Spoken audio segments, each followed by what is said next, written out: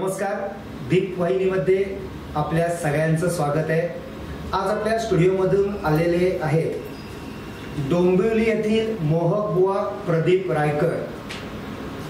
हे कीर्तन विशारद ही पदवी त्यांनी प्राप्त केलेली आहे आणि असे कीर्तनकार म्हटलं की साधारण 50, 60, 70चे वयस्कर असे व्यक्ती आपल्या डोळ्यासमोर येते आणि मग ते समाज प्रबोधन करतात आणि आपण ते सगळं ऐकतो।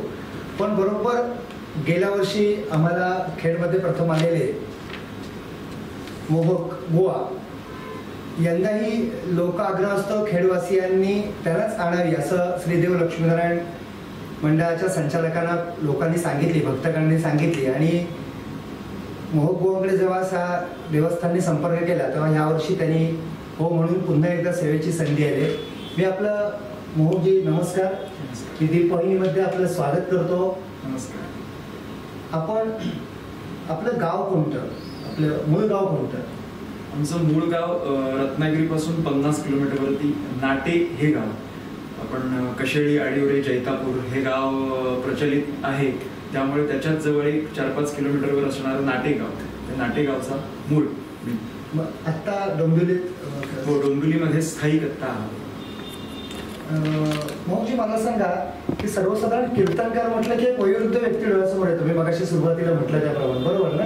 पण अत्यंत तरुण मुलगा जेव्हा कीर्तनकार म्हणून उभा राहतो तेव्हा जे ऐकणारे श्रोते असतात त्यांच्या चेहऱ्यावरती तुम्ही काय वाचता, किंवा तुम्हाला सांगताना आपल्या वडिलांच्या वयाच्या समोर व्यक्ती उभी आहे आणि त्याला आपण समाज प्रबोधनाचं काम करायचं, मोठं काम तुम्ही करता, तर तेव्हा तुम्हाला काय वाटतं, काय काय अनुभव आहे, असा एखादा अनुभव सांगा ना? की सर्वसाधारणपणे कुठेही कीर्तनाकरता जेव्हा आम्ही जातो तेव्हा एक लोकांची मनोधारणा असते की कीर्तनकार म्हटलं की जसं आपण आता मगाशी म्हटलं की 40-50 वर्षाचे साधारणतः शरीर बलदंड असणार, पण एक असं शरीर यष्टी असणारं कीर्तनकार जे कोणी बाल व्यक्तिमत्व आहे ते कीर्तन करू शकेल का असा थोडा प्रश्न पडतो।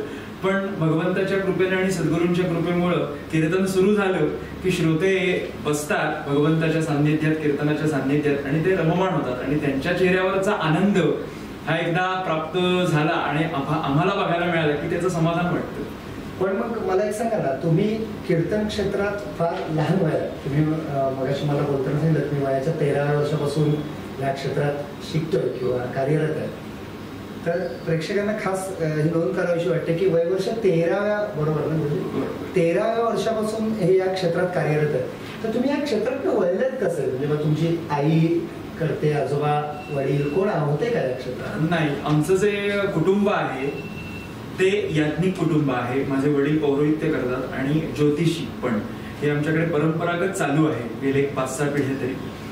तर आमचं मूळ गाव नाटे, मगाशी सांगितल्याप्रमाणे, तर आमच्या नाटे गावामध्ये जसा आता आपला खेडमध्ये लक्ष्मीनारायणाचा उत्सव रामनवमीचा 10 दिवस धूमधडाक्यात अतिशय उत्साहात साजरा होतो, त्या पद्धतीनं नाटे गावात कार्तिकी उत्सव, दशमी ते पौर्णिमा प्रतिपदा असे एक 7-8 दिवस छान कार्तिकी उत्सव असतो। तर लहानपण जे असतं ते थोडं मस्ती करण्यात, खेळण्यामध्ये, इकडे जा तिकडे जा अशा तऱ्हेनं ते नटलेलं असतं। पण त्या कार्तिकी उत्सवानिमित्त जे कीर्तनकार यायचे कीर्तनाकरता ते आमच्याकडे उतरायचे, कधी दुसऱ्या घरी उतरायचे, तर त्या निमित्तानं त्यांचं आमच्याकडे येणं, जेवण, भोजन, त्याचा आस्वाद हे बघताना त्या कीर्तनकारांकडे बघण्याची दृष्टी लहानपणापासूनच आली की नक्की हे कीर्तन म्हणजे काय करतात। बाकी वेळ सगळा जो असतो 22-25 तास ते खेळण्यामध्ये आणि पूर्ण अगदी मस्ती करण्यात जातात, पण एकदा कीर्तनाकरता बसलो तिथे 2 तास की मस्ती नाही आणि काही नाही। मग ते कीर्तनकार कसे दिसतात, फेटा बांधलाय का पगडी घातलीये, उपर्ण कोणत्या रंगाचा आहे, हे सगळं नवीन लहानपणी जी काही तेव्हा दृष्टी नसते, त्यामुळे हे बघण्यामध्ये अधिक रस वाटतो आणि म्हणून एक आवड गेली की आपण पण हे करू शकतो का, अशा पद्धतीनं ती आवड निर्माण होत होत गेली। आणि मग वडिलांनी असं ठरवलं की जर ह्यामध्ये तुला शिक्षण घ्यायचंय तर गावी राहून चालणार नाही, कारण तिथे तेवढी सोय नाही दुर्दैवानं आज।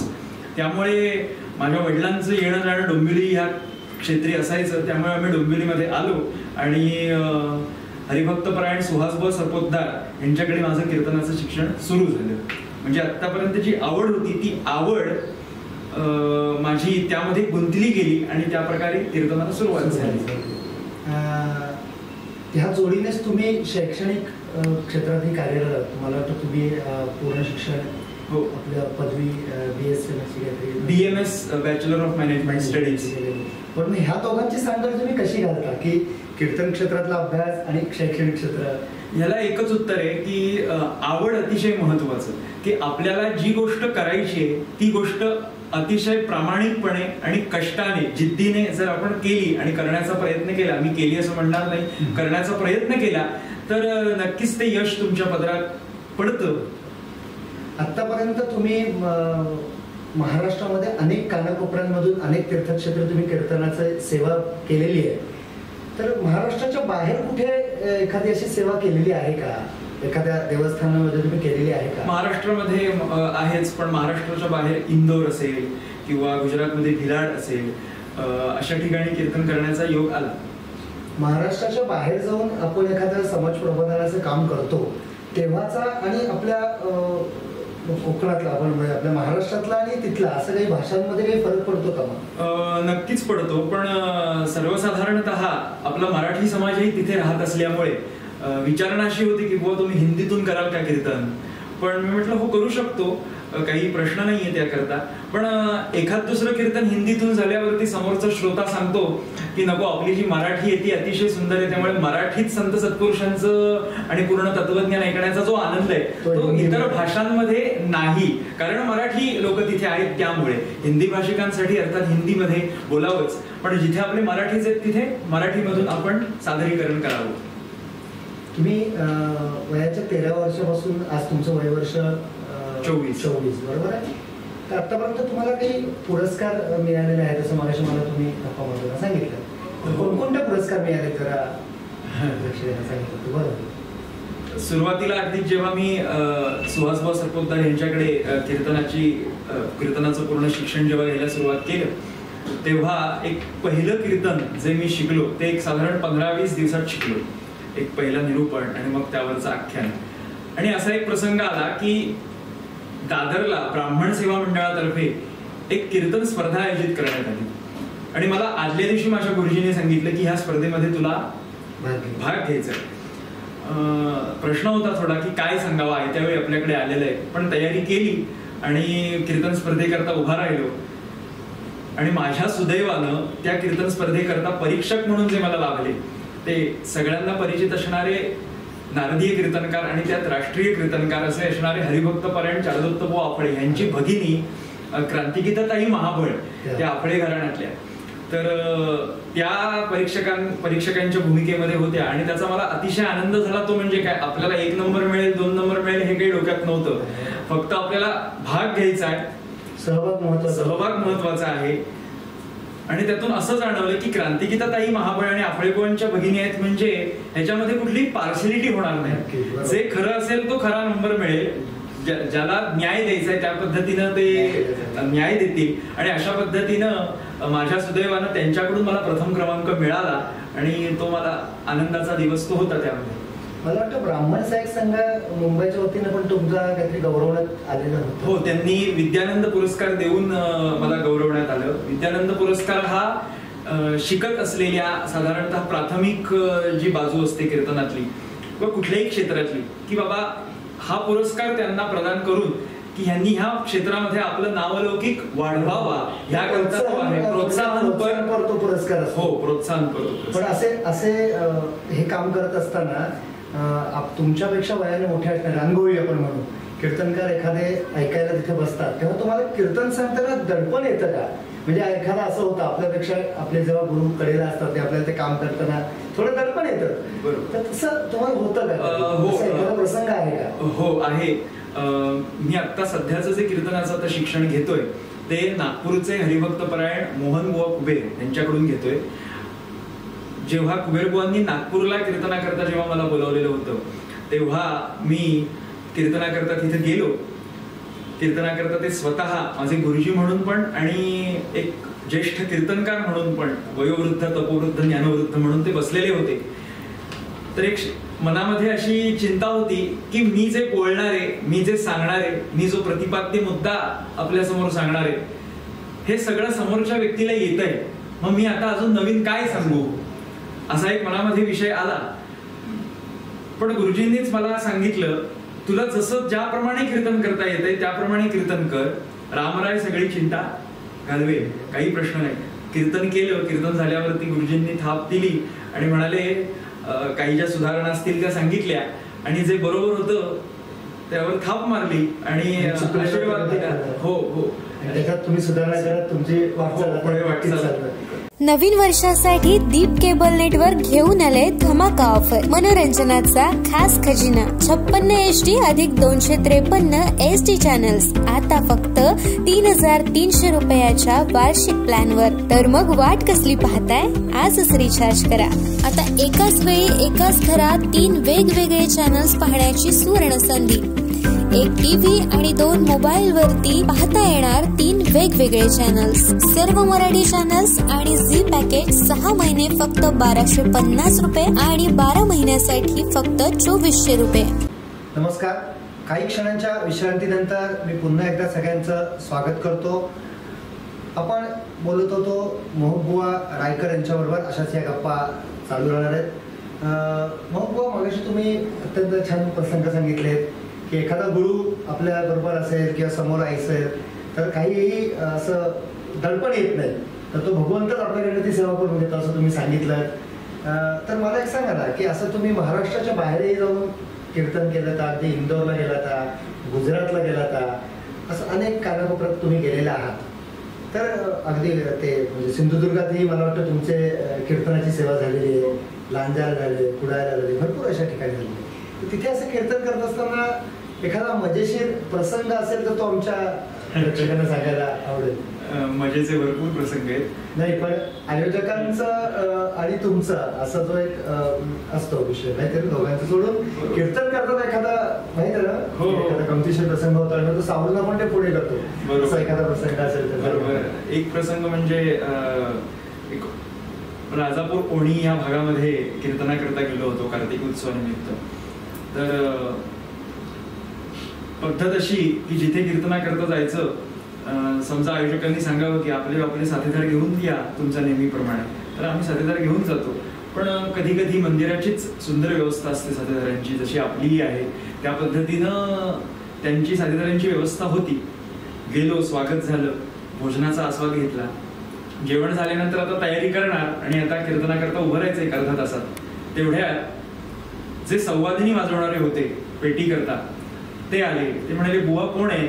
म्हणाले असं असं, कारण त्याच्यासोबत माझे वडील सुद्धा आले होते माझ्या कीर्तनाकरता. त्यामुळे त्यांचा असं समज झाला की ते कीर्तनकार आहेत, वडील कीर्तनकार आहेत. तर आयोजक म्हणाले, नाही, ज्यांच्या घरी उतरलो होतो ते म्हणाले नाही हे कीर्तनकार आहेत. तर मी अजून खूपच लहान होतो, आजही लहानच आहे पण अजूनही लहान होतो, एक 17-18 वर्षाचा होतो. तर म्हणाले हे कीर्तनकार आहेत.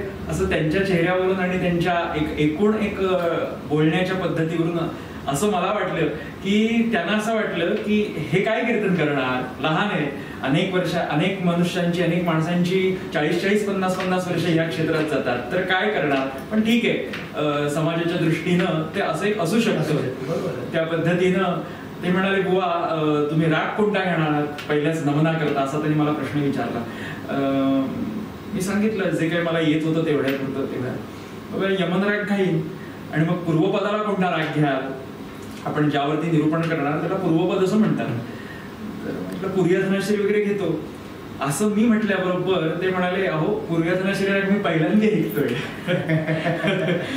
आता काय करायचं, कारण काही वेळेला अशा गोष्टी असतात की समोरच्याला येत नाहीये, बरोबर, त्या सुद्धा आपल्याला त्याला येत नाहीयेत हे श्रोत्याला दाखवायचं नाहीये, कारण हा आनंदाचा विषय आहे, इथं जुगलबंदी नाहीये.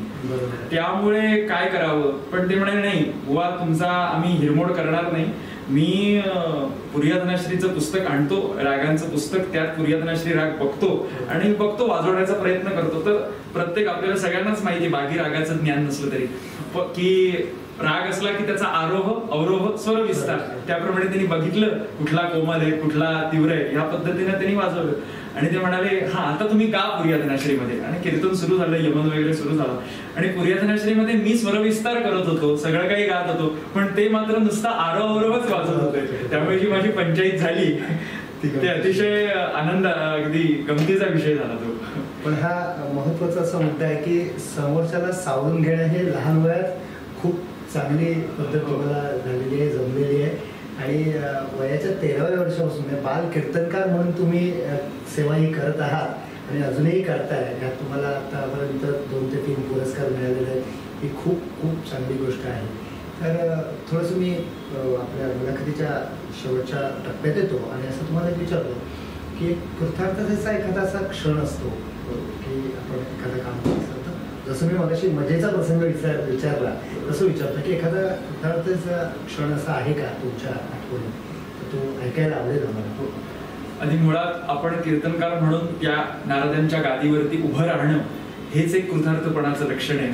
कारण ज्या गादीवरती व्यास उभे राहिले, ज्या गादीवरती वाल्मिकी उभे राहिले, ज्या गादीवरती नारद महाराज उभे राहिले, ज्या गादीवरती उभे राहून नामदेवांनी समाजाला भक्ती मार्गाची ओढ आणि आवड निर्माण केली, अशा गादीवरती त्यांनी जे कीर्तन केलं तसं नाही कीर्तन, पण त्या प्रकारचं कीर्तन त्या गादीवरती उभं राहून आपण करण्याचा प्रयत्न करतोय. हा क्षणच मुळात कृतार्थतेचा वाटतो. आणि दुसरं महत्वाचं म्हणजे महाराष्ट्रामध्ये समर्थांनी आणि पूर्ण भारत भ्रमणामध्ये जो काही भक्ती रसाचा पूर्ण गंध पूर्ण भारतभर पसरवला, अशा समर्थांनी जिथे वास्तव्य केलं असा श्री क्षेत्र सज्जनगड, असा सज्जनगडला दासनवमी उत्सव अतिशय मोठ्या प्रमाणात साजरा होतो, केला जातो. आणि अशा दासनवमीच्या उत्सवाला मला वाटतं चतुर्थी पंचमी तिथी असेल, त्या तिथीला कीर्तन करण्याचा योग आला. आणि समर्थांचे आत्ताचे असलेले 11वे वंशज श्री भूषण स्वामी महाराज यांच्याकडून प्रसादही मिळाला. आणि हा मला कृतार्थतेचा क्षण असं वाटतो.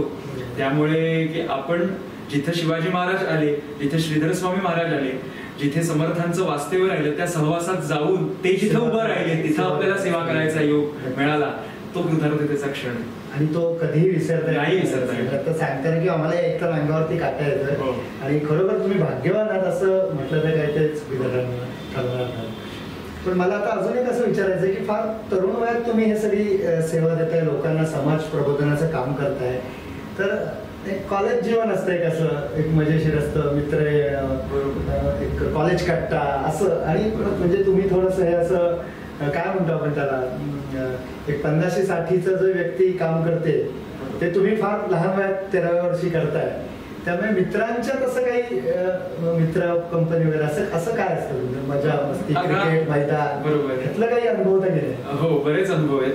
आता कॉलेजचं शिक्षण घेत असताना किंवा आधी शाळा आणि मग कॉलेज घेत असताना शाळेत जायचं किंवा कॉलेजला जायचं, जो काही शाळेचा युनिफॉर्म असेल त्या युनिफॉर्मवर जायचं. पण जे आता कपाळाला तुम्ही माझं नाम बघताय ते लहानपणापासूनच आहे. त्यामुळे समोरचा मित्र माझा अगदी कितीही मजा मस्ती करणारा असला, काही चर्चा करणारा जरी असला, सगळ्यांना नाही ते काही चर्चा असू शकते मित्रांची, पण माझ्याशी बोलत असताना ते मात्र थोडं मर्यादेनं बोलायचे, की नको नम्रतेनं बोलायचे. हा अरे तुरेच असायचं, तिथं काही बुवा नाही, कारण आपण सगळे एकत्रच आहोत, त्यामुळे तिथं काही मान सन्मान नाही, सगळेजण एकत्रच होत. पण बोलताना मात्र मर्यादा नाही. ते मोहकला आवडणार नाही, ते बोलून उपयोग नाही, कारण त्याचं क्षेत्र वेगळं आहे. एक म्हणजे असं मोठेपणा नाही, पण एक बाबा संस्कारात वाढलेला मुलगा असं वेगळा एक समजतो. त्यामुळे तसे प्रसंग माझ्या बाबतीत तसे घडलेच नाहीत, हे नवल. त्यामुळे उलट असंही सांगायला हरकत नाही की आत्ता सुद्धा जिथे जिथं मी जातो किंवा जिथं मी आत्ता नोकरी करतो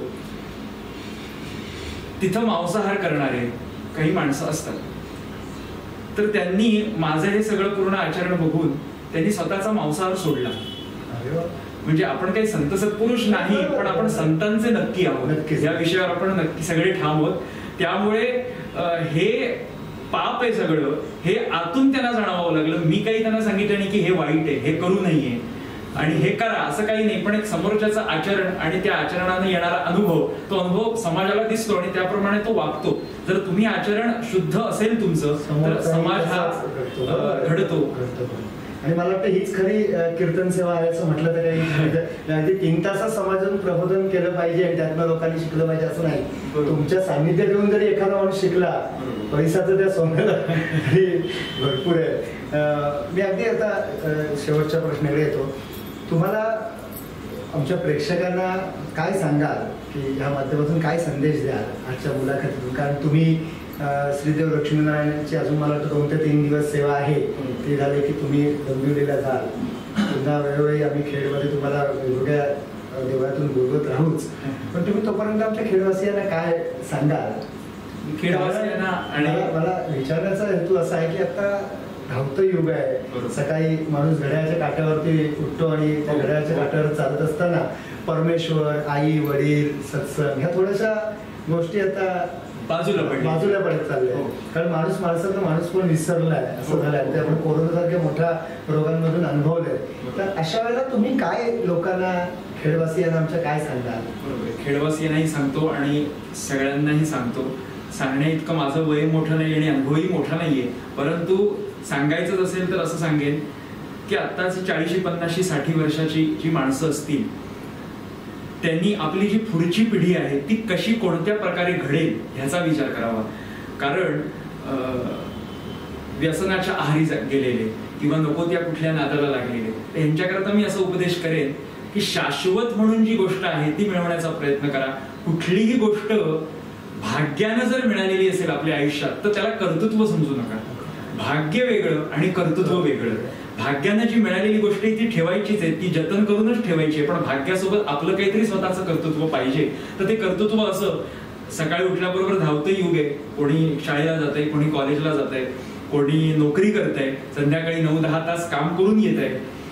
तर एक रोजची 10 मिनिटं 15 मिनिटं भगवंताच्या सान्निध्यात राहा.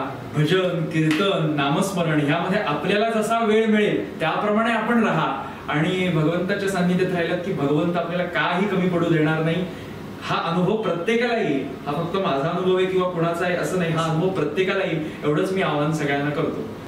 खरंच तुम्ही वेळात वेळ काढून, खरं तर श्री लक्ष्मीनारायण देवस्थानमध्ये 9 दिवस तुम्ही सेवेसाठी आलात, पण तुम्ही तुमच्या व्यस्त दिवसातून आम्हाला थोडासा एक 10 मिनिटं वेळ देऊन आमच्या सगळ्या भक्तगणांबरोबर, खेडवासियांबरोबर, दीपवाहिनीच्या प्रेक्षकांना समाज प्रबोधनाचं तुम्ही अत्यंत छान असं काम केलं.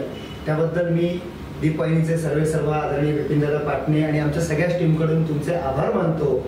आणि वयाच्या 24व्या वर्षी तुम्ही आज हे जे काही काम करताय त्या कामाला तुम्हाला खरोखरच आमचं लक्ष्मीनारायण, आमचं खेडचाई देवी, काळकाई देवी तुमच्या पाठीशी राहील आणि उत्तरोत्तर तुमची प्रगती होईल. खूप मोठे कीर्तनकार म्हणून तुम्ही भारत देशात नावालौकाला याल आणि तेव्हा तुम्ही अभिमानाने सांगाल की वयाच्या 24व्या वर्षी मी या स्टुडिओमध्ये अशी मुलाखत दिली होती आणि हे आम्हाला ऐकायला खेडवासियांना आवडेल अशीच एक इच्छा व्यक्त करून आज तुमचा निरोप घेतो.